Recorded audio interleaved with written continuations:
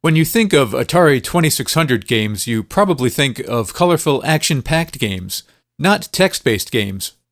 But Stellar Track is just such an oddity on Atari's classic console. An adaptation of the 1970s computer game Star Trek, all your interaction with this Sears-exclusive title takes place in text. If you want to fire a photon torpedo at an alien, you don't get to fly around and shoot. You just tell the game which direction you want the torpedo to go, and then it goes. Slowly. Block by block.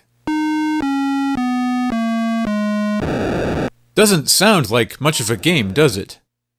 Yeah, it does. It's totally a game. Although I wonder if Sears was implying that there wasn't much gameplay on the cartridge because on the text label version, where it would normally have a number indicating the amount of game variations available, it instead just has an empty space. I guess there aren't any variations, but still. Couldn't put a 1 there?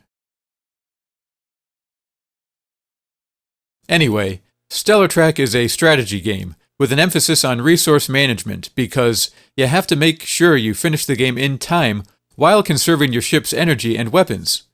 You command a super warship for the Terrans, and patrol the galaxy for the enemy alien fleet. At the start of the game, you have a specific number of aliens to destroy within a certain number of stardates, and you choose these by repeatedly hitting the select or reset button until you randomly get what you want. When I recorded this footage, it was the first time I'd played in ages, like since the 1930s or something, so I used a setting with several more stardates than aliens to make it easy. There's also some variations in difficulty by using the left and right difficulty switches. The left switch can be used to increase your phaser power to double that of the aliens, and the right controls your shield strength.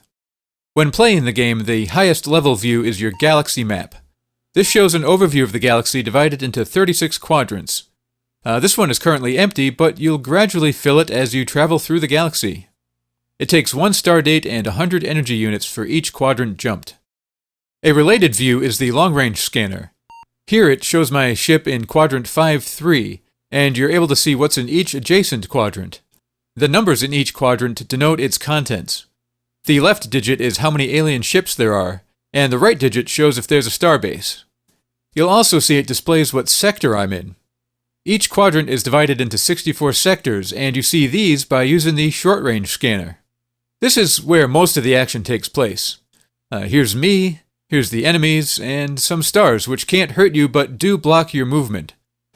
Stellar Track is turn-based, so you move your ship or launch an attack by inputting the appropriate command, and then the enemies get their turn. Your 2 weapons are Photon Torpedoes and Phasers. To hit with a torpedo, you need to have a line of sight to the enemy, while phasers use your ship's energy, and will hit any enemy in the quadrant, though the closer you are to an enemy ship, the more effective they'll be. At any point, you can check your ship's status without costing you a turn. This screen shows important game info and any damage to your ship. The last part of the game to mention is the starbase. There's 2 in each galaxy, and these are used to repair your ship, refuel, and restock your weapons. Notice the screen is gray, signifying the presence of the starbase. When the screen's green, it means you're in an empty quadrant. When it's red, that means there's enemies. But the gray is always a relief to see, as it's just much easier on the eyes than the other 2 colors. It doesn't come across in the video, but the graphics in this game are pretty flickery. And speaking of graphics, I guess I should stop just paraphrasing the game manual and actually talk about the gameplay and presentation. Well, it's fine. I don't know what to say. The control is excellent, I guess? I mean, you move the joystick and the options change promptly. The graphics are what they are, mainly letters and numbers. The sound, when it happens, is quite fine, really. Stellar Track is a well-made, fully functional game, and I do enjoy it. I did as a kid, and I still do now. But if you mainly like action games, Stellar Track is pretty much the opposite of that, so you probably should avoid it. On the other hand, if you think some turn-based strategy gaming on your 2600 sounds fun, then Stellar Track is definitely worth looking into.